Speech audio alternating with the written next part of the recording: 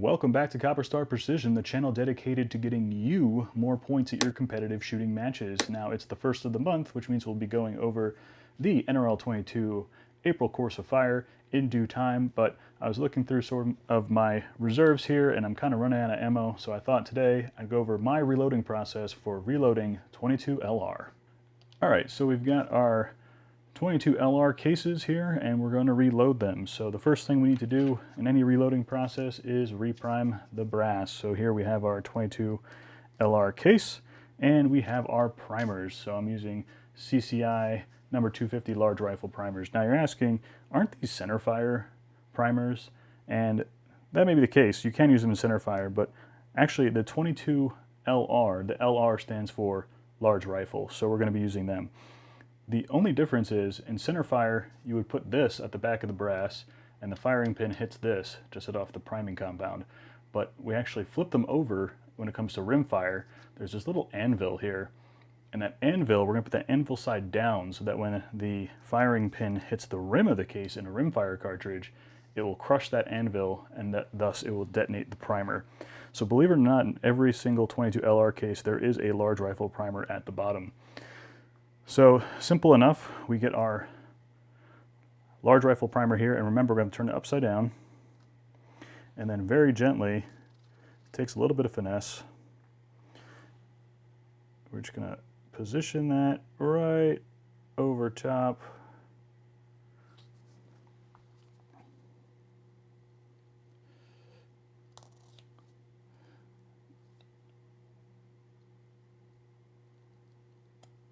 Just like that, and you see how it just fits perfectly inside there. So obviously it's meant to be. And then you can just take a punch and very gently seat the primer. So we're going to take a punch, and we're just going to push that primer very gently all the way to the bottom of the case. Now remember, we want to get that anvil crushed against the base, the rim of the case, so that when the firing pin hits the rim, it will set off, hit the anvil will set off the priming compound, and we have combustion. So make sure that's fully seated there, and we can move on. All right, so now that we have our prime cases, I have a whole loading block of 22 LR that we're going to reload here. So next step is obviously powder. So primer, powder, and then projectile. So people always ask, oh, do you use stick or ball powder?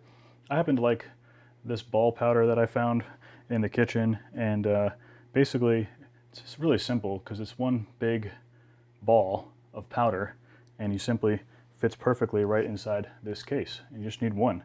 So it goes down in the case. Whoops. Can be a little tricky. So it goes right down in the case, settles in nicely. There's really little risk of double charging. You just basically take one of these, get your loading block, and just go down the line, drop one in each case, just like so. It's the perfect, easy way to do 22 LR powder. Just drop one ball in each case. I'm going to do the rest of these off camera, and we'll get back with the projectiles. Now that we have our case primed and with powder inside, we have to choose our projectile. Now, a lot of people are very familiar with this. This is the 40 grain lead round nose projectile, but there are a lot of other exotic options that people don't seem to talk about. So for example, these projectiles here are, they have different functions based on their color. So red is a tracer round, so if you want to see kind of where your rounds are going, use the tracer round. If you're trying to light rodents on fire, this orange one is an incendiary round. Green, as usual, military standard, is armor piercing, in case squirrels are wearing body armor. And this white one is actually banned in competition, but it's actually a magnet in there, and it actually, directs itself towards steel targets. So if you see anyone using these white projectiles in competition, they're definitely cheating. But it does make hitting the 1/4-inch KYL much easier. But we're not going to use that because that's banned in competition. What I want to talk about now is this custom round that I've developed here. And I call this the Buckmaster 9000. And what this does, if you can notice the unique shape of this projectile, right? So it's got pretty much the same aerodynamic front profile as the regular round nose bullet. But what's happening here is that you see how this middle section is tapered and it's also aerodynamic left to right? Well, it's called the Buckmaster 9000 because this round actually bucks the wind, because as the projectile is traveling this way, you get the same BC as with the lead round nose projectile. However, those crosswinds encounter this aerodynamic section here left to right, so it doesn't actually influence the round as much because it actually has a BC that goes sideways. So it's got a forward projectile BC as well as a sideways BC, and it does, you don't have to hold as much wind, and it is not as affected by the wind when it's going down range. So this is the key to super duper accuracy and success at long range, is this Buckmaster 9000 round, which we'll be loading today. So simply put this into your 22 LR round, and we'll have to go to the arbor press and we'll have to press this in. But yeah, special rounds here for supreme accuracy.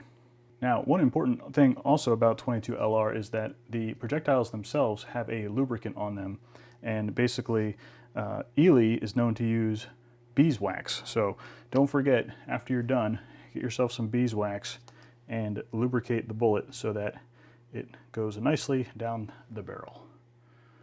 So a little bit will do, and make sure you lubricate all your projectiles before you go down range.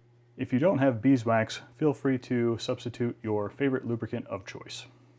And so here is the finished product. We have the 22 LR reloaded round with the Buckmaster 9000 projectile, again used for bucking the wind. And just to go over the steps one more time, we had our cases. We primed the cases using large rifle primers because 22 LR, LR stands for large rifle. We had some of these powder kernels, just use one kernel per round, really simple, ball powder, and then we chose our projectile. And again, if you want something like a tracer round or anything like that, totally doable, but again, we went with that Buckmaster 9000 round. So let's take this out to the range and see how she does.